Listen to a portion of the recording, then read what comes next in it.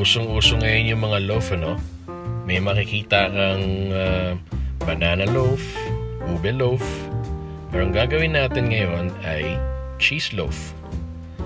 So, syempre, ang Pilipino, mahilig sa cheese. Even sa ice cream nga, nagugulat ang mga foreigners bakit tayo mayroong cheese flavor sa ice cream. So, ang gagawin natin ngayon ay isang napakasarap na cheese loaf na mayroong topping sa ibabaw at meron ding laman sa loob.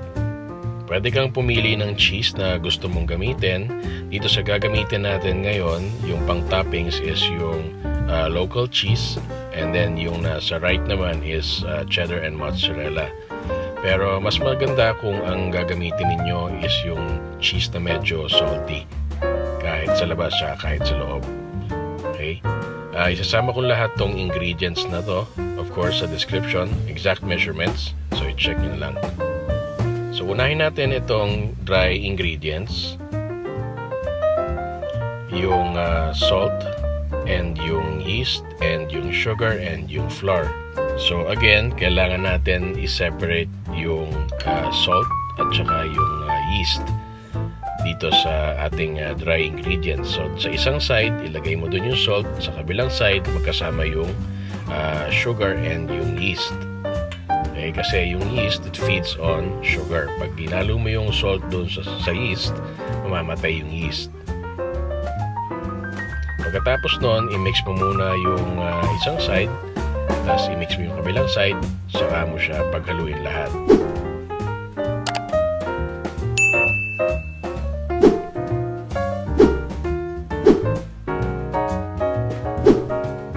Okay, ito na yung ating wet ingredients. So, dun sa ating water, ilagay natin yung egg, and then i-whisk natin. Isusunod natin yung ating melted butter.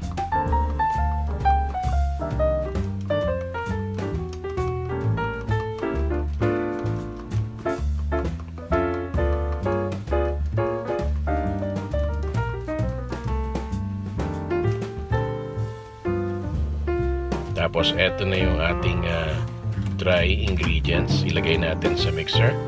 And gamitin natin itong dough hook.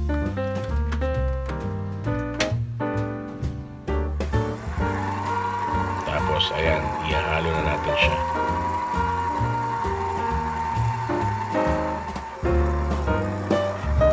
So, magkasama na itong wet and dry ingredients. Nag-form na tayo ng dough. Itong dough natin, itong mixture natin, hayaan natin dito sa ating mixer until such time na hindi na dumidikit yung dough doon sa sides or sa walls ng ating bowl, mixing bowl. So high speed siya, no? And then pag okay na, tanggalin mo.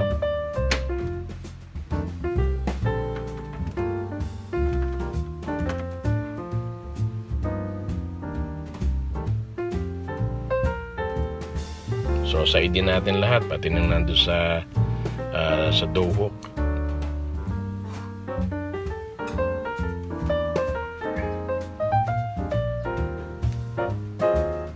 Tapos, dito sa mixing bowl, ibabrush natin siya ng oil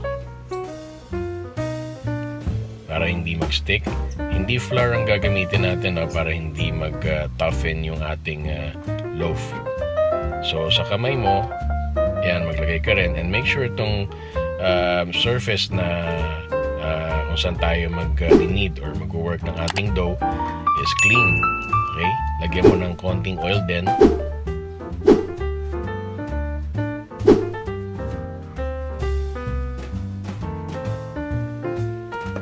Tapos ilagay na natin yung ating dough.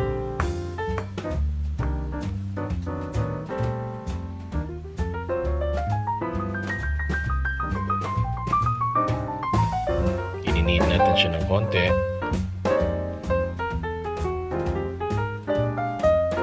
Tapos ayusin mo na kasi ipoproof natin to. Lagay mo sa bowl. Lagyan natin ng cling wrap.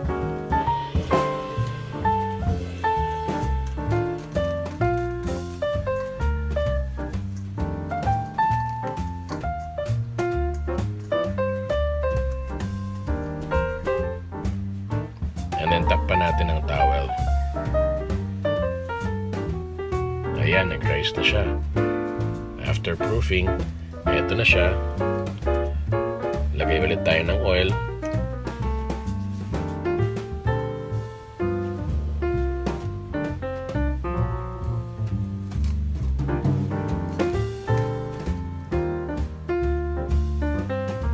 Tapos ilagay mo na yung dough.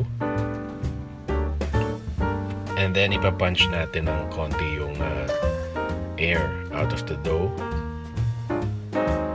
Spread out mo siya ng konti kasi dito natin ilalagay yung cheese. So ito na yung cheese na mozzarella and cheddar.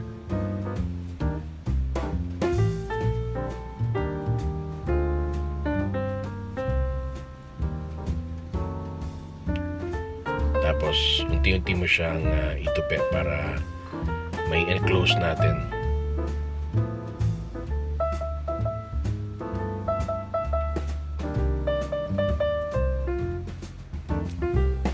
So again, i-knead mo siya ng konti para ma-mix yung cheese sa loob.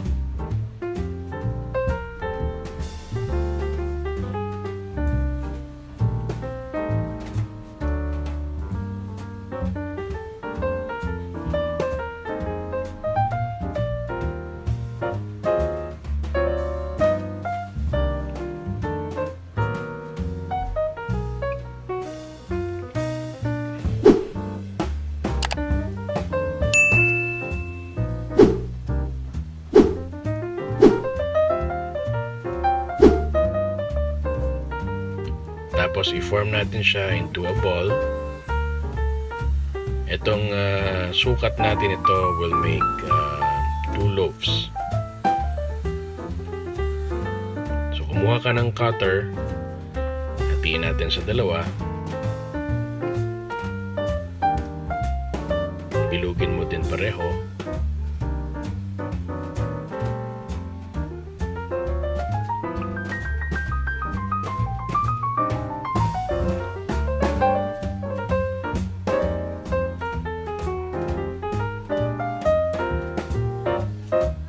Okay, so itatabi natin yung isa, i-form na natin itong isang to. Kung meron kang dalawang loaf tray, pwede mo na siyang pagsabayin sa oven mo. Pero ito, isa lang muna yung gagawin natin. Ngayon, itong ating loaf tray or pan, i-brush natin ng butter sa loob and sa sides. Saka natin ilagay itong ating dough.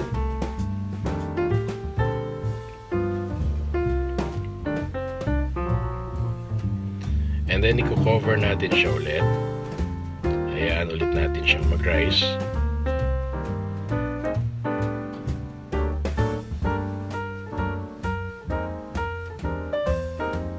Takpan mo rin ulit ng towel.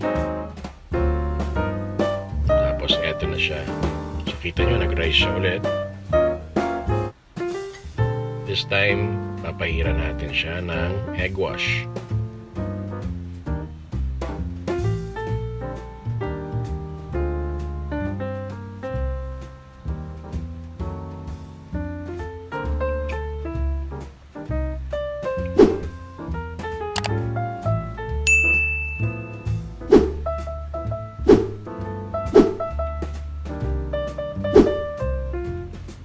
Okay, so yung oven natin kailangan preheated. Lagay na natin siya sa taas. 30 minutes. And then after 10 minutes, lipat mo naman siya sa baba. Kunin mo yung loaf. Saka natin ilagay yung cheese toppings. Again, you can choose kung anong cheese na gusto mong gamitin. Pwede kayong mag-experiment din. After nun, ilagay na natin siya ulit. 10 minutes. Ilipat naman natin siya sa taas. kasi hindi pa luto yung loaf natin eh. So lalagyan natin siya ng foil sa ibabaw para hindi masunog yung cheese. Tapos lipat mo siya ulit.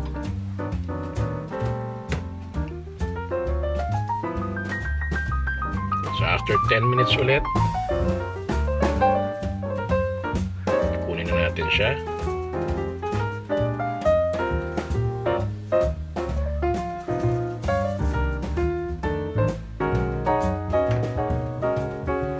Ito na ang ating cheese loaf. At ilalagay na natin siya dyan sa ating cooling rack. Careful kasi mainit. So after nyan, papahira natin siya ulit ng butter.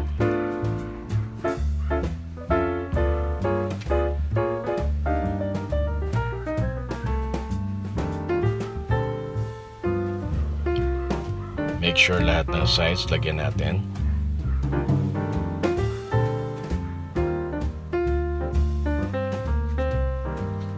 And then pag napahira na natin, pwede na natin siyang slice. Sarap oh, muusok pa. Kita mo yung cheese melted sa loob.